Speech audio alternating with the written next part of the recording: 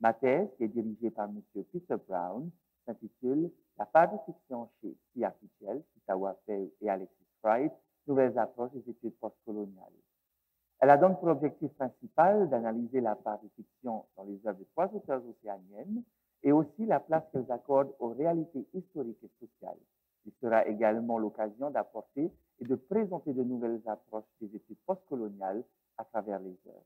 Parmi ces approches, j'ai choisi de présenter le réalisme magique.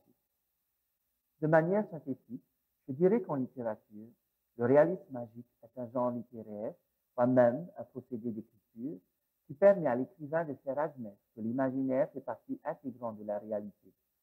Dans le réalisme magique, l'irréel semble réel et le lecteur est amené à croire en cette réalité ou à ces différentes réalités. Le réalisme magique est pourtant une approche déjà utilisée dans les littératures et études postcoloniales d'anciennes colonies espagnoles, françaises et britanniques. Mais les littératures océaniennes et les œuvres littéraires d'auteurs océaniens autochtones en particulier en font très peu partie, et c'est cela qui me permet de considérer le réalisme magique comme une nouvelle approche. En littérature postcoloniale, il répond principalement à 3 critères qui sont l'utilisation et la manipulation des mythes, la prise de position politique de la part de l'écrivain et la dénonciation des rouages de la domination coloniale. En raison du temps imparti, j'ai choisi de baser ma présentation uniquement sur le premier critère, qui est l'utilisation et la manipulation des mythes. Dans La petite fille dans le cercle de la lune, C.A. Fitzgerald nous invite à un voyage onirique à travers les mythes.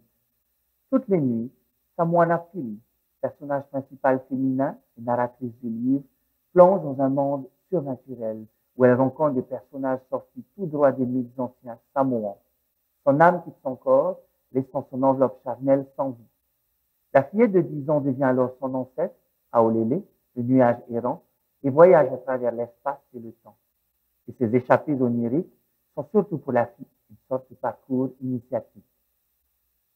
Chez Kitawa Peu, le lecteur plonge dans un monde encore plus étrange et plus obscur, notamment à travers le personnage d'Auguste, le père de Tina, missionné par l'esprit de sa défunte mère de se débarrasser de ceux qui causent la perte d'identité et d'intégrité des Polynésiens et qui les poussent à mener une vie de débauche.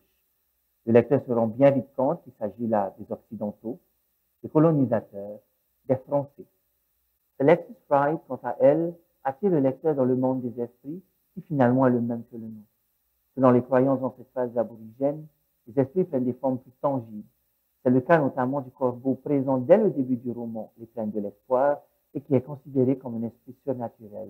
C'est un ange de la mort à la d'âmes à collecter. On raconte à la mission aborigène Saint-Dominique, Kaidi Kopundi, personnage principal de la première partie et de la seconde partie du roman, qu'elle serait la servante de cet oiseau de malheur.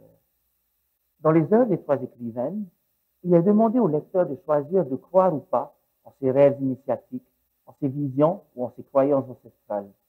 S'agit-il de délire, d'hallucination ou de simple superstition collective? Car dans le réalisme magique, la frontière entre le réel et l'imaginaire est très fine, voire inexistante. Et surtout, dans le réalisme magique, les personnages eux-mêmes continuent à y croire. Pour eux, les rêves sont prémonitoires et les esprits des ancêtres qui communiquent avec eux sont bien revenus de l'au-delà pour tester leur foi. Pour conclure,